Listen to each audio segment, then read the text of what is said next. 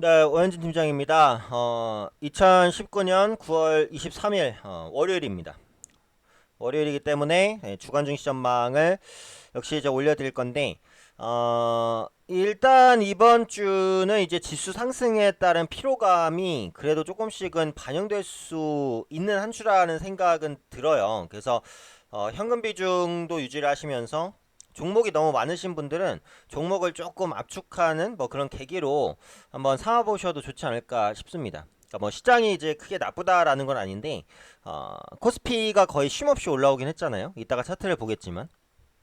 그래서 그런 부분에 따른 기술적인 부담이 발생할 수는 있다라고 생각을 하기 때문에 그런 부분들은 좀 염두를 하고 좀 대응을 하셔야 될 것 같습니다.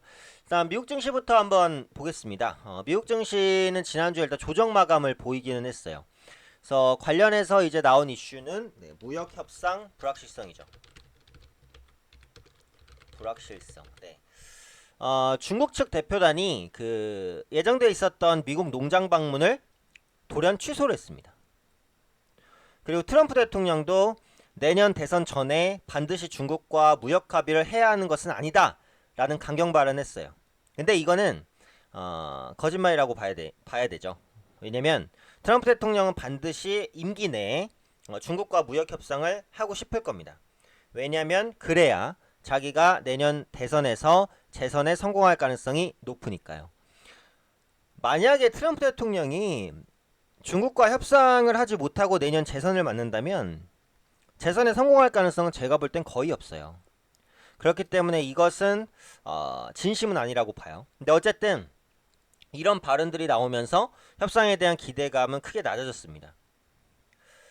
역시 이제 지적재산권을 둘러싼 본질적인 이제 미중 무역 분쟁의 그런 논제에 대해서는 양국의 이견이 여전히 큰 상황인 것이 아니냐 이렇게 이제 판단을 하고 있고요.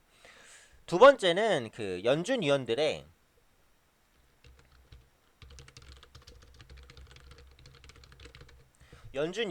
이견입니다. 그러니까 금리 관련한 이견인데 그 연준에서 블러드 연준 총재 같은 경우에는 그러니까 직전 있었던 이 FOMC에서 금리를 25bp 0.25% 포인트 내렸잖아요.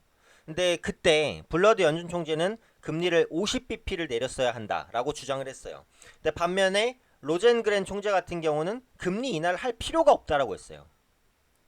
그러니까 결국은 보시면은 연준 내 위원들도 앞으로 경기 상황에 대해서 전망이 좀 어렵다. 그리고 각각의 이제 총재별로 전망이 격차가 좀 크다라는 거예요. 이게 경기 정책이라는 것은 항상 예측 가능하게 움직이는 게 중요합니다. 왜냐하면 그래야지 시장에 우호적으로 작용하기 때문인데요. 근데 이 연준 위원들의 전망이 갈린다는 거는 뭐예요? 앞으로 금리 정책에 대한 불확실성이 그만큼 높아졌다라는 거거든요. 그래서 그에 대한 부담감이 현재 좀 강하게 작용을 하고 있다라고 보시면 될 것 같아요. 그리고 미증시 같은 경우도 지금 보시면 다우지수 거의 이제 신고가 근처까지 왔어요. 그쵸? 나스닥 지수 어때요? 마찬가지. S&P 500 마찬가지예요. 그러니까 이게 지수 상승에 따른 저항을 받을 만하지 않습니까? 실제로. 그쵸?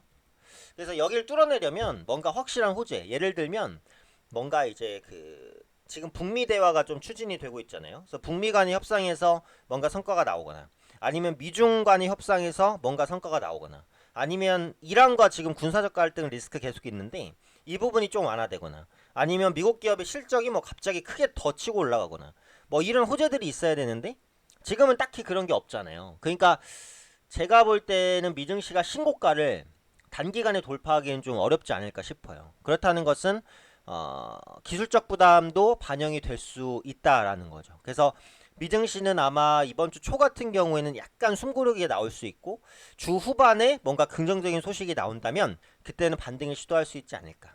이 정도의 관점을 보고 있습니다.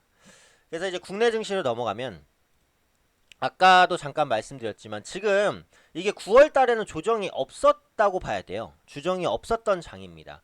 물론 여러 가지 안도감들이 많이 반영되면서 올라갔죠. 그리고 3분기 같은 경우에는 국내 기업의 실적이 아마 2분기보다는 조금 더 나아질 걸로 보여져요. 삼성전자도 3분기 영업이 컨센서스가 지금 7조 원 정도입니다. 그래서 전년 동기로 대비하면 당연히 엄청 안 좋은 실적인데 직전 분기, 그러니까 2분기 대비해서는 그래도 소폭이나마 개선될 것으로 본단 말이에요. 그래서 이런 부분들이 뭐 지수를 끌어올렸다라고 볼 수 있는데 어쨌든 조정 없이 올라온 건 사실이잖아요. 그러니까 그런 부분에 대한 부담은 있어요. 그리고 지금 코스피의 선행 PER이 11배 수준입니다. 주가 수익 비율이죠. 이게 역사적 고점 수준까지 왔어요. PER 밴드에서 역사적 고점까지 왔어요. 그래서 부담을 느낄 만한 구간으로 판단이 되고, 이건 이제 반대로 말하면 또 이제 이익 개선 속도가 빠르지 않다라는 것을 의미한다. 네, 이렇게 볼 수도 있고요. 그래서 일단은 대외 변수에 대한 경계감도 조금 부각될 수 있어요. 아까 말씀드린 대로 그 연준 위원들이 연준 내에서도 굉장히 뭔가 이견이 있잖아요. 그래서 그러다 보니까 그런 이견들을 단기간에 해소하지 못할 수 있는 부분들, 이견이 있다는 것은 금리 정책 관련된 그 앞으로의 전망을 하기가 어려워진다라는 부분인데, 이번 주에 연준 위원들의 연설이 다수 예정돼 있어요. 그래서 이제 관련된 연준 위원들의 연설, 뭐 블라드 총재라든지 뭐 에반스 총재라든지 뭐 이런 위원들의 그 연설이 예정돼 있으니까 이런 연설 결과들을 좀 확인하실 필요가 있다. 이렇게 이제 보고 있고요. 그 다음에 이제 생각해 보실 게 ECB 드라기 총재의 연설입니다. ECB 드라기 총재의 연설도 현재 시점에서 이제 예정이 돼 있어요. 그래서 관련된 이제 주요 인사들의 발언에 따라서 시장의 변동성이 수반될 수 있기 때문에 어떤 언급들을 하는지 이런 부분들을 체크해 보시는 게 중요할 것 같고요. 시장은 앞서 말씀드린 대로 지금 밸류 보단도 있고 거의 쉼없이 올라왔기 때문에, 그리고 2100포인트 근접한데 2100포인트가 또 비교적 강한 저항대예요. 매물이 여기에 포진되어 있습니다. 그래서 지금 위치가 그 고점이기 때문에 주초에는 지수가 약간 쉬어갈 수 있다라는 부분, 네, 염두를 하고 대응을 하셔야 될 것 같아요. 그리고 주 후반에 뭔가 이슈가 나오면은 그런 부분들이 부각되면서 다시 반등을 시도할 수는 있는데, 그래서 이번 주는 1200포인트, 1100포인트, 2100포인트 코스피 돌파를 시도하는 한 주가 되겠지만 주초에는 약간 가격 부담이 발생할 가능성이 있다. 네, 이 정도로 보시면 되겠고, 코스닥 같은 경우에도 마찬가지예요. 코스피보다는 좀 조정을 보이면서 올라오긴 했는데 여전히 이제 기술적인 부담이 조금 발생을 할 수 있는 구간입니다. 그리고 무엇보다 기관 외국인이 계속해서 매도잖아요. 순매도. 그래서 이런 부분에 대한 부담은 있어요. 코스닥 역시도 주초에는 약간 쉬어갈 가능성이 있으니까 이런 부분들 염두를 하셔서 대응하시면 될 것 같고, 뭐 한 가지 투자 포인트로는 이제 중국 소비주를 한번 말씀드릴게요. 왜냐면 그 중국의 이제 연휴죠. 국경절이 이제 10월 1일입니다. 국경절이 10월 1일이에요. 이때부터 이제 연휴가 7일 정도가 시작이 돼요. 네, 굉장히 이제 긴 연휴죠. 그래서 중국 관광객이 국내를 계속해서 좀 방문을 하고 있는 모습은 나오기 때문에 이때 이제 중국 소비주가 좀 힘을 받을 수도 있어요. 그러니까 면세점이나 카지노, 화장품 이런 종목군들이 일단 상대적으로 좀 우위를 보일 수도 있으니까 뭐 이런 부분들은 같이 좀 참고해서 대응하시면 될 것 같습니다. 네, 9월 달도 이제 얼마 안 남았는데요. 힘내시고 날씨도 선선해집니다. 항상 성공 투자 기원 드리도록 하겠습니다.